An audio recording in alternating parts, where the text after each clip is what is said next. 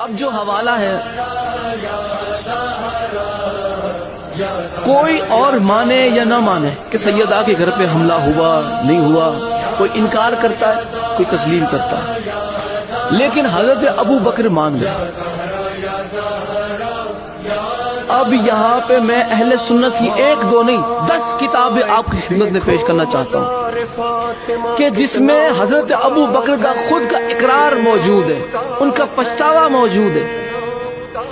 وہ کہتے ہیں کاش میں نے اپنی زندگی میں یہ 3 کام نہ کیے ہوتے، کاش میں نے اپنی زندگی میں یہ 3 کام نہ کیے ہوتے، جن میں ایک کام یہ ہے کہ کاش میں نے فاطمہ زہرا کا دروازہ نہ توڑا ہوتا۔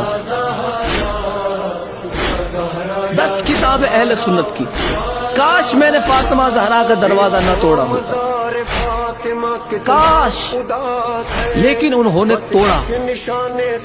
یہ افسوس کر رہے ہیں اس پر۔ رسول اللہ کی شہزادی غضبناک ہو کر ان سے دنیا سے گئی۔ پہلے آپ وہ 10 کتابیں ملاحظہ فرمائیں۔ پہلی کتاب ہے تاریخ تبریز، جلد 2 صفحہ نمبر 205۔ دوسری کتاب ہے مروج الذہب، جلد 2 صفحہ نمبر 236۔ تیسری کتاب ہے میزان الاعتدال، جلد 3 صفحہ نمبر 109۔ چوتھی کتاب کنز الاموال، جلد 5 صفحہ نمبر 632۔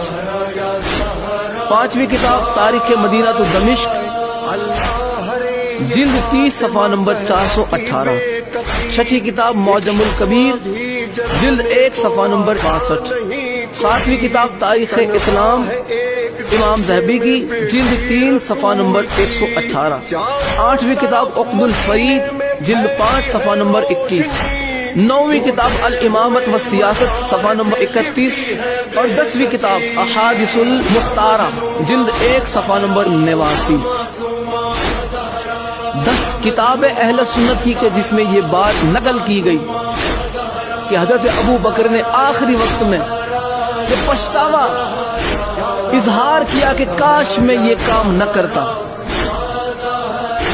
وہ مانتے تھے کہ انہوں نے سیدہ کے در کو توڑا تھا، یہ مانتے تھے کہ انہوں نے سیدہ کے دروازے کو آگ لگوانے کا خود ہی حکم دیا۔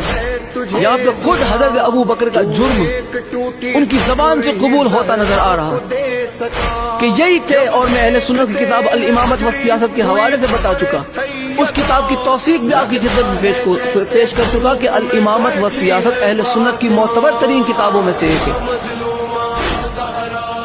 اب ہمارا کسی کو منوانے کا کوئی شوق نہیں کہ تم مان جاؤ، تمہیں تمہاری اماں کی قسم، تمہارے عقیدے کی قسم، نہیں مانتے، نہ مانو۔ تم کون سی ہماری قبر میں آؤ گے یا ہم کون سی تمہاری قبر میں آنے والے؟ ہماری قبر میں بھی اہل بیت آنے والے ہیں، آپ کی قبر میں بھی اہل بیت آنے والے ہیں۔ آپ وہ اعمال جمع کیجئے کہ جس کے عوض آپ اہل بیت کی بارگاہ میں منہ دکھا سکے۔ ہم وہ کر رہے ہیں کہ جس کی وجہ سے ہم اہل بیت کی بارگاہ میں منہ دکھا پائیں۔ اہل بیت کا حق جھٹلا کے تم بارگاہ رسول خدا میں کھڑے رہ پاؤ گے؟ کس منہ سے کھڑے رہو گے رسول اللہ کی بارگاہ میں؟ کیا منہ دکھاؤ گے؟ ہمیں آپ کا تو نہیں پتا، ہمیں ہماری آخرت کی فکر ہے، اور ہم جانتے ہیں کہ آخرت میں جس کا دبدبا ہے، ہم جانتے ہیں کہ آخرت میں شفاعت جن سے ملنی ہے وہ صرف اور صرف ذات محمد اور اہل بیت محمد ہے۔ صحابہ کو بھی اگر نجات چاہیے تو آل محمد کے در پہ ہاتھ پھیلانا پڑے گا، امتی کو بھی نجات چاہیے تو اہل بیت کے در پہ ہاتھ پھیلانا پڑے گا۔ اہل بیت کی حقانیت کو جھٹلا کے تم کون سے امتی رہ جاتے ہو؟ پھر تم میں اور یزید میں فرق کیا رہ جاتا ہے؟ تم میں اور ابو سفیان کے کردار میں فرق رہ کیا جاتا ہے؟ کیسے ہو تم مسلمان؟ سرکار عمران کو کافر کہہ کے ایسے سینہ چوڑا کر کے چلتے ہو۔ تم میں اور معاویہ میں فرق کیا؟ تم میں اور ابو سفیان میں فرق کیا ہے؟ تمہارے اسلام سے اسلام کو فائدہ کیا ہوا؟ تمہارے مسلمان ہونے سے اسلام کو فائدہ کیا ہوا جبکہ تم سرکار عمران کو کافر مانتے ہو؟ کون سا فائدہ پہنچاتے ہو تم اسلام کو؟ ایسے مسلمانوں سے اسلام کے کھلم کھلے دشمن اچھے ہیں۔